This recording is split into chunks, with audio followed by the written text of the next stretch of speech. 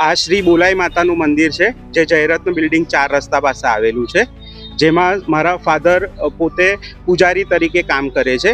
સવારે 7:30 આવ્યા ત્યારે એમને મને કોલ કર્યો કે મંદિરના તાળા તૂટેલા છે.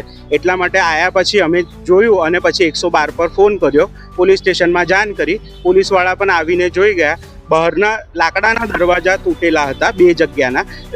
મેઇન ગેટનો દરવાજો અને ડાબી બાજુનો દરવાજો તૂટેલો હતો, પણ અંદર જાળી હોવાને કારણે અંદર કોઈ ચોર પ્રવેશી શકેલા નહોતા.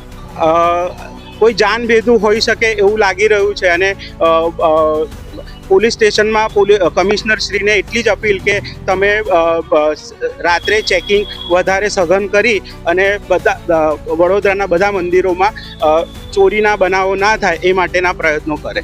બીજી વખત થયું છે આવું, આ બીજી વખત થયેલું છે.